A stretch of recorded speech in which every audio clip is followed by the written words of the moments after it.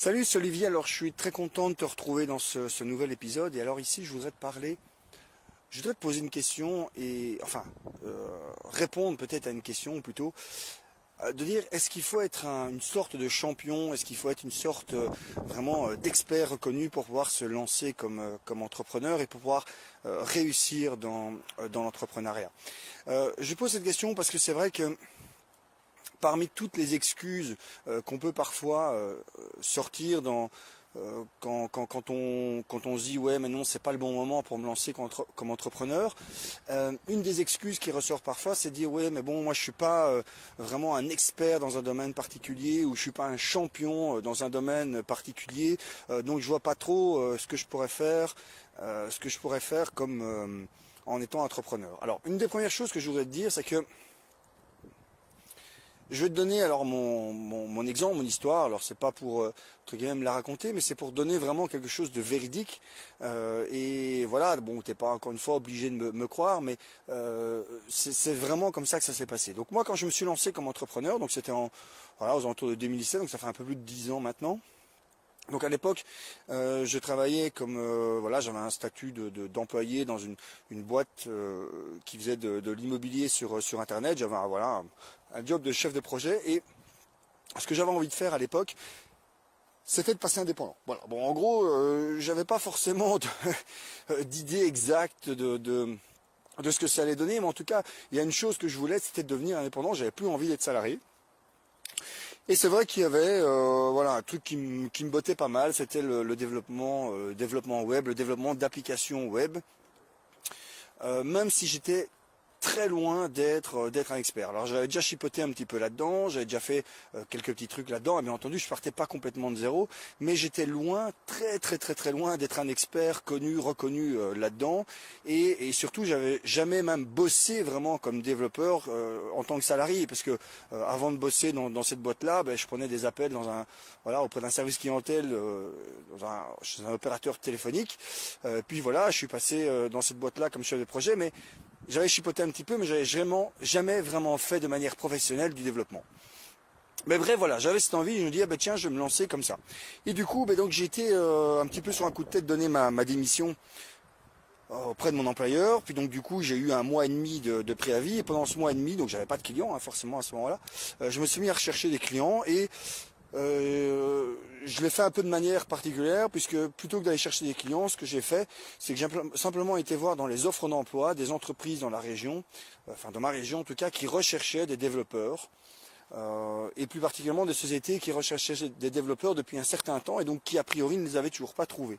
Et je les ai contactés en disant écoutez, voilà, je vois que ça fait un certain temps que vous cherchez un développeur, vous l'avez toujours pas retrouvé. Moi je suis développeur web indépendant, j'ai un petit peu enjoliver les trucs en disant que j'ai l'expérience, que j'ai ci, que j'ai ci, que j'ai ça, et que je leur proposais tout simplement de bosser pour eux le temps qu'ils trouvent leur père et leur art en tant qu'employé.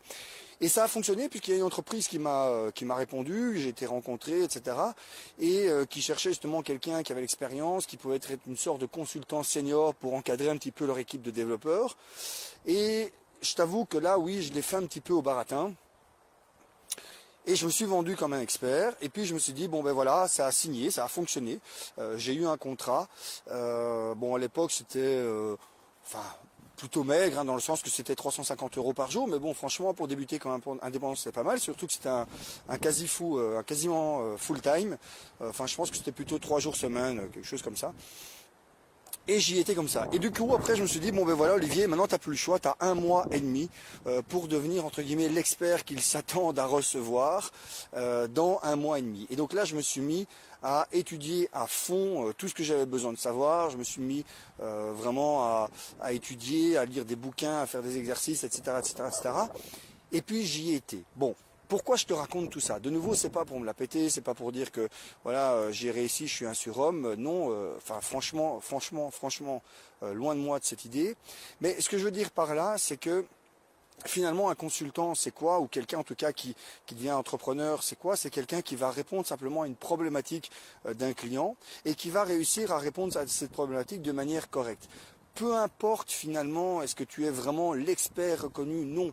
Tant que tu es une personne qui peut répondre à un besoin, tu peux être indépendant. Tu peux facturer ton service. Tu peux apporter justement cette solution au client. Et donc j'ai envie de dire, même si tu te poses quelquefois la question, regarde bêtement le boulot que tu fais pour le moment.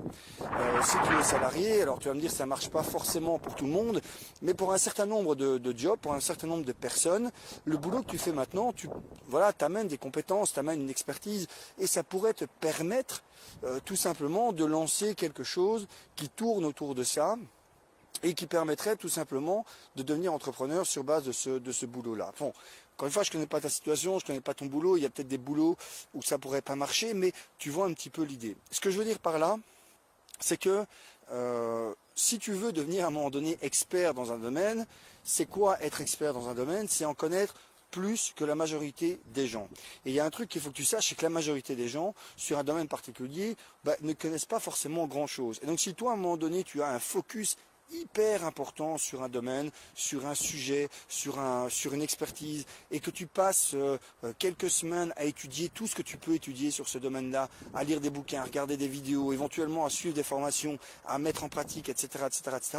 Au bout de quelques semaines seulement ou de quelques mois, dépendant un petit peu du domaine dans lequel tu veux te lancer, tu vas devenir un expert, dans le sens que tu vas en connaître beaucoup plus que la très grande majorité des gens. Et c'est suffisant. C'est suffisant pour pouvoir te lancer, et c'est suffisant pour aider des personnes qui sont dans une situation A, les amener dans une situation B, simplement parce que toi, par tout le temps que tu as passé à étudier ça, c'est X dernières semaines, c'est X derniers mois, tu vas en connaître plus, et donc tu vas pouvoir les aider en étant une sorte de condensé d'informations, et les aider comme ça à passer de leur situation A à leur situation B.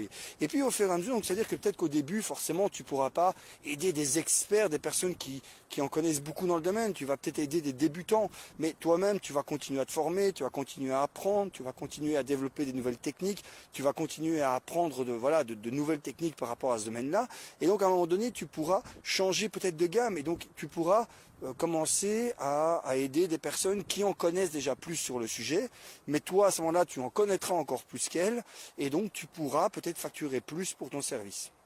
Bon, je ne suis pas certain que tout ce que je te raconte ici est très clair, parce que comme beaucoup de vidéos ou de vidéos podcasts que je fais, je les fais généralement sans aucun plan, sans aucune idée vraiment précise en tête de ce que je veux te raconter, mais j'espère en tout cas que tu vois un petit peu l'idée. Ce que je veux dire par là, c'est que ne prends pas comme excuse que tu n'es pas un expert connu ou reconnu dans un domaine pour ne pas te lancer dans quelque chose. À partir du moment où tu as une idée puissante, que tu as une volonté, que tu es convaincu, que tu as envie d'aider les gens à faire quelque chose, et que c'est quelque chose qui te passionne, c'est quelque chose dans lequel tu es prêt à t'investir pour apprendre, pour lire des trucs, pour suivre éventuellement des formations, etc., etc., etc., tu vas devenir meilleur que la majorité des gens dans ce domaine-là. Et ce sera très largement suffisant pour pouvoir débuter une activité qui te permettra tout simplement de facturer un service ou un produit ou une solution aux personnes qui ont besoin de ces informations-là. Voilà, donc réfléchis vraiment à tout ça. N'oublie pas de t'inscrire, de t'abonner à ma chaîne YouTube ou de me suivre sur Facebook pour recevoir une notification chaque fois que je poste, que je publie un nouvel épisode. Et si tu ne l'as pas encore fait, va sur ma page Facebook Olivier Ranochat, envoie un petit message à ma page Facebook en écrivant simplement surprise, et là mon assistant virtuel t'enverra un petit bonus spécialement dédié pour toi, donc que tu sois entrepreneur ou que tu ne le sois pas. Voilà, il y a deux bonus différents, selon le cas. Tu recevras l'un ou l'autre qui est vraiment adapté à ta situation. Je te remercie en tout cas d'avoir encore écouté cet épisode. Je te remercie de me suivre et je te dis à très très très bientôt pour le suivant.